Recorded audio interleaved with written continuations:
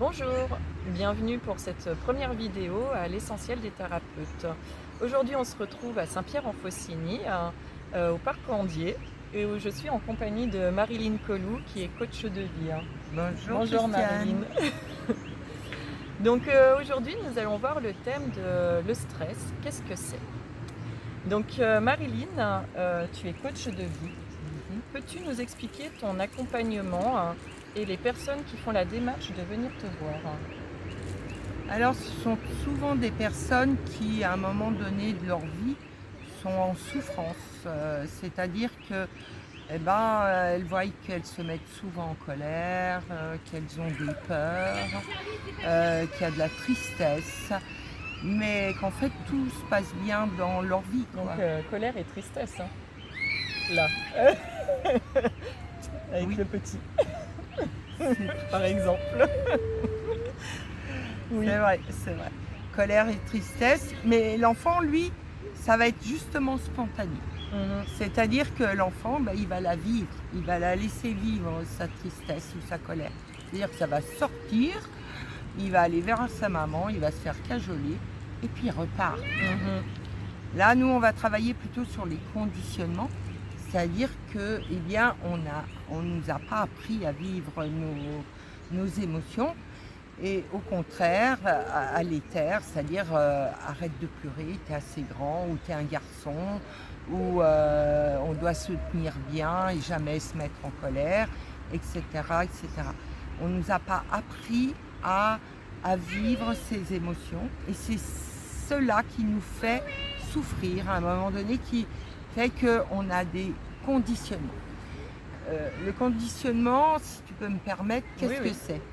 Un conditionnement, c'est une perception qu'on a eue à un moment donné, quand on est jeune. On a perçu une situation de telle manière, parce qu'on était trop petit ou qu'on ne pouvait pas changer cette situation. Et du coup, tout ce que l'on a fait, tout ce qu'on a ressenti aussi bien vis-à-vis de la situation ou émotionnellement, c'est enregistré. Ça, c'est normalement quelque chose qui devrait nous alléger la tâche, c'est justement pour savoir quoi faire la prochaine fois. Voilà. Si je me retrouve dans telle situation, qu'est-ce que je peux faire? Seulement, il n'y a jamais deux fois la même situation. Donc en fait, ce qui a été enregistré revient comme un automatisme, sans que rien, on puisse changer la situation. D'accord? Par exemple, si tu veux, je te donne un exemple. Je vais reprendre le cas d'un enfant qui, pour la première fois, il a 2 ans, 2 ans et demi, il rentre dans la cuisine, il voit ses parents se disputer. Est-ce que l'enfant de 2 ans, il peut changer la situation? Non. Est-ce qu'il peut comprendre ce qui se passe? Non. Il entend crier, il entend... voilà. Et l'enfant, ce qu'il risque de faire, c'est de partir. Il ne comprend pas, il part en courant dans sa chambre, il va peut-être se mettre les mains sur les oreilles, ou que sais-je. Et peut-être avoir les larmes aux yeux ou avoir des tremblements. Ça va être enregistré. Et à chaque fois dans sa vie qu'il y aura un conflit, donc on imagine ce petit garçon grandissant, chaque fois qu'il y aura un conflit dans sa vie, ça va être compliqué. Parce qu'il va refaire la même chose. C'est-à-dire que là, en l'occurrence, quand il était petit, il est parti dans sa chambre, il prendra la fuite. Il partira. Il ne pourra rien dire. Il aura peut-être même les larmes qui vont lui venir aux yeux. C'est-à-dire qu'il va se dire, la prochaine fois qu'on me fait une réflexion, je vais lui dire ce que je pense.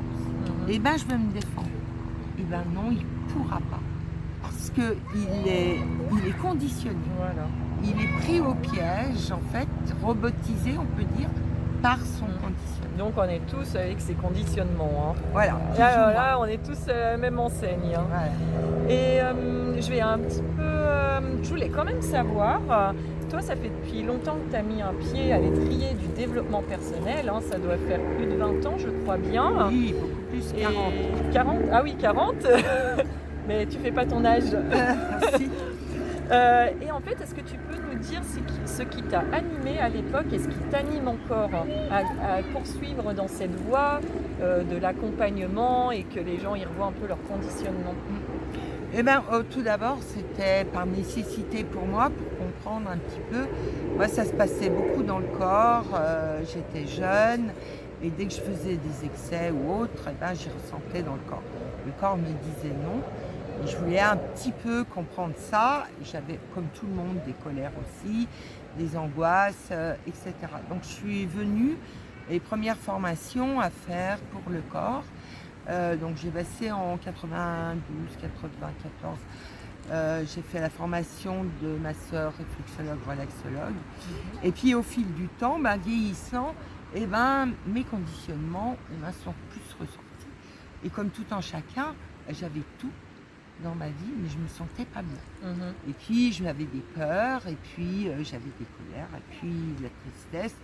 Et voilà. Et donc je suis venue à me poser des questions et aller voir un peu plus au niveau mental, qu'est-ce qui se passait, comment ça se passait, et puis dans le système émotionnel aussi.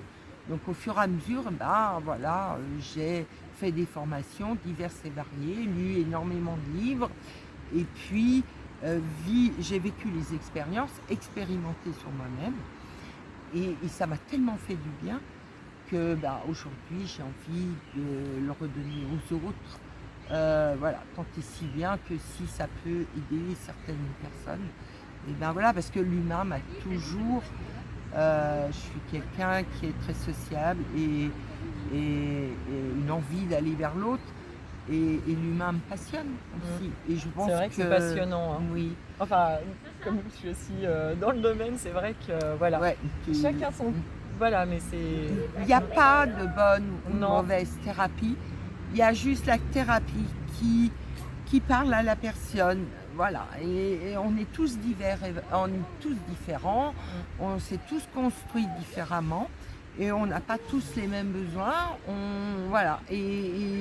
Des fois, comme quand on va choisir une amie, on ne sait pas pourquoi on l'a choisie. On est plus attiré par ça que par une autre personne. Pour les thérapies, c'est pareil. Et il n'y a pas de bonne ou mauvaise thérapie. Il y a la thérapie qui correspond. Qui nous correspond. Voilà, tout à fait. Tout à fait. Alors, dis-nous tout. Le stress. Qu'est-ce que c'est? Le stress, ce fameux stress. Et après, est-ce que tu pourrais nous donner une astuce pour quand on a une situation stressante, ce qu'on pourrait faire? D'accord. Le stress provient d'une perception, en fait, d'une situation que l'on vit. Ça peut être venir d'un bruit. Si je suis sur mon canapé et que j'entends un gros bruit, je vais avoir en tout cas un réflexe. Mais là, c'est un réflexe archaïque qui va m'indiquer qu'il y a peut-être une situation de danger. Donc je vais me lever, je vais refermer ma fenêtre et puis le stress ne va pas s'imprimer.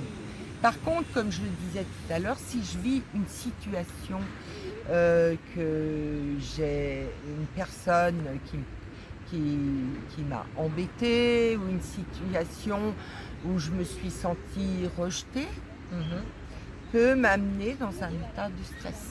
Oui. Ça sera toujours une perception, mais dû à un conditionnement de l'enfance, ou peut-être que dans une histoire, je me suis ressentie rejetée, etc. Et bien là, peut-être que la personne m'a rejetée ou pas, je n'en sais rien, mais en tout cas, je vais mettre en place tout un mécanisme de défense pour ne pas souffrir.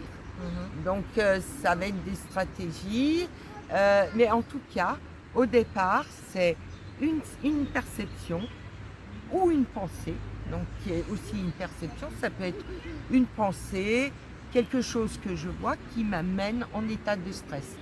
C'est une pensée qui donne au corps une crispation et qui nous amène à une émotion. Ce que j'ai compris de ce que tu dis, c'est la perception d'une pensée dans notre corps par rapport à quelque chose qui a été vécu peut-être dans le passé. On ne sait même pas ça, on sait n'est pas. pas à l'analyser. Oui. Ça peut être, si j'ai par exemple une blessure de rejet en moi, hein, l'autre il va peut-être me faire simplement la réflexion de tu m'embêtes ou t'es pas jolie aujourd'hui. Qu'est-ce que c'est que ce chemisier que tu as mis? Il est un peu trop rouge, voilà. Et eh bien, ça peut déclencher ton conditionnement, ta blessure de rejet, quoi. Et là, du coup, il y a tout un schéma de pensée qui va se mettre en route, un film qu'on va se faire, de dire pourquoi il me dit ça, il ne l'a pas dit à l'autre, c'est que moi, il ne m'aime pas. Et voilà, donc on va se faire tout un film. On attend un peu on les a eu à l'aller, ils font le retour. Et donc, ces pensées de dire il m'aime pas, il me trouve pas jolie, je lui plais pas, il l'a pas dit à l'autre, va forcément faire une contraction dans notre corps et va nous emmener et puis là, dans tout ce une que émotion. tu nous dis là, ça va aussi dans le domaine professionnel, partout en fait. Hein. Voilà, ça ce n'est qu'un exemple. Oui. Mais ça peut être simplement le patron qui dit vous auriez mieux faire. Ah bon, vous êtes arrivé avec un quart d'heure de retard. Ah ouais, mais pourquoi il me dit ça? Il ne l'a pas dit à l'autre, c'est parce qu'il n'aime pas. Et puis voilà. Alors, est-ce que tu as une astuce pour nous? Alors, il y a différentes astuces par rapport au stress, suivant la force du stress. Hein. Si souvent c'est une peur qui est derrière le stress. Hein. Ça me stresse, j'ai peur de ne pas y arriver, j'ai peur d'être rejetée, etc. C'est de pouvoir. Alors, si c'est très très très fort, c'est vraiment de mettre. Il faut l'évacuer. Il ne faut surtout pas. On a tendance à le renfermer dans une boîte pour ne pas souffrir, hein, mais en fait, c'est de ce qu'on peut dire accueillir. Alors, le mot est peut-être un peu fort quand on est, mais en tout cas, c'est soit, suivant les différentes personnes, c'est de mettre ses baskets, hein, aller courir. Alors, par rapport à la peur, c'est plutôt par rapport, parce que le stress, ça peut être dû par rapport à la colère aussi, ça m'a stressée. Par la peur, c'est revenir à soi. C'est vraiment ça. C'est-à-dire que c'est de revenir dans son corps, de sentir ce que ça nous fait, ces effets du stress. En général, on a une respiration qui est beaucoup plus rapide, on le sent. Ça peut être une boule au ventre, ça peut être je suis serrée, coincée au niveau des épaules, voilà. Donc c'est juste d'observer ça, de fermer ses yeux et juste de faire un scan comme si on scannait notre corps et de se dire qu'est-ce que ça me fait dans mon corps. Là je suis pas bien, qu'est-ce que ça me fait. Alors déjà juste observer, juste de se mettre en relation avec ce que ça fait dans le corps sans rien vouloir changer, il y a déjà une détente qui se produit. Et puis d'aller voir après, de la même façon, l'émotion qui vient. Quelle émotion j'ai et essayer de la prendre dans ses bras, moi je dirais comme on accueille un enfant qui vient de se blesser ou un bébé qui pleure. Oui, j'ai le droit d'avoir peur. Alors après, c'est une étape quand même un peu plus... l'émotion et tout ça, je veux dire, quand on arrive déjà, le retourner à soi, déjà, c'est déjà un premier pas. Après, quand on veut aller dans la prochaine... ou alors pas, parce qu'il y en a, ils sont carrément en relation avec leurs émotions, voilà. Tout à fait. Ou la respiration. Maintenant, on en parle beaucoup. C'est de revenir, de voir ce que ça fait dans son corps ou de respirer. Dis donc, je sais pas ce qui se passe aujourd'hui, pardon. Inspire, expire, simplement, se concentrer là-dessus et voir qu'en fait, une émotion comme le stress, on va pouvoir observer qu'il arrive et si on ne fait pas un film autour de ça. Ça passe après. Il passe. Et on peut absolument observer ça dans notre... Donc si je résume ce que tu as dit, donc tu me dis si je me trompe, soit on va courir pour évacuer son stress, on fait du sport en gros, ou on revient à soi.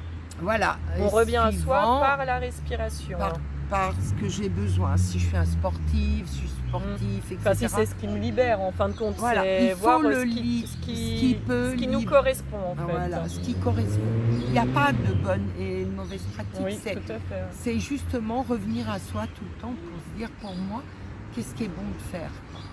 Est-ce que c'est de courir? Est-ce que c'est plutôt de me mettre tranquillement avec une musique douce en tailleur et écouter les battements de mon cœur, ma respiration? En tout cas, il faut sortir du mental. Ouais. Ça, c'est sûr, parce qu'on va continuer à ruminer, à tourner ouais, comme à tourner, voilà, le hamster dans sa roue, et on va amplifier les choses. Donc, c'est de sortir, c'est de revenir soit à courir, à faire autre chose, à disperser les pensées ou revenir à soi, parce qu'on ne peut pas faire deux choses à la fois. Bah, Ressentir et puis merci Marilyn. penser. Merci à toi. Merci Marilyn pour ce conseil. Et puis je voulais savoir quels étaient tes projets et comment on peut te trouver aussi. Alors, normalement, je dois refaire mon site internet. Là, moi, je travaille beaucoup au niveau du bouche à oreille, comme on dit. Je t'avais rencontré dans un salon bien-être. Alors, en fait. je faisais des salons. Oui. Aujourd'hui, avec le Covid, Oui, malheureusement, voilà. C'est un peu compliqué. Ça, j'aimais bien parce que j'aime bien le contact. Le virtuel me plaît un peu moins. Oui, et puis c'est vrai que quand on fait la démarche d'aller voir un coach, on veut d'abord le voir. Voilà. Après, c'est vraiment, comme tu dis, du bouche à oreille. Et encore, le bouche à oreille, c'est est-ce que la personne me correspond ou pas? C'est compliqué parce qu'on ne correspond pas tous. Même si... Enfin, c'est vrai. Mais moi, je fais toujours une première séance que j'appelle séance de contact, où je dis à la personne, c'est à vous de percevoir si je vous conviens. Parce que, voilà, je vais vous guider. Il faut avoir confiance en l'autre. Oui. Si vous ne le sentez pas, il n'y a pas de souci. On ne peut pas plaire à tout le monde. Et ça, c'est important. Donc, ça laisse la porte ouverte de dire, je ne m'engage pas.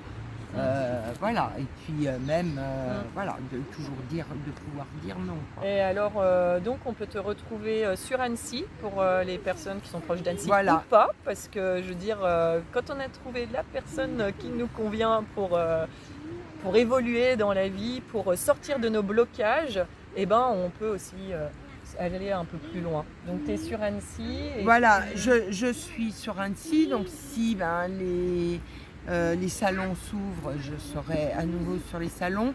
Et maintenant, ce que j'aimerais, c'est d'animer un petit peu des ateliers, enfin des stages d'1 ou 2 jours pour vraiment faire vivre l'expérience en direct. Mettre quelques personnes, moi j'aime pas les grands groupes, mais peut-être 5 personnes.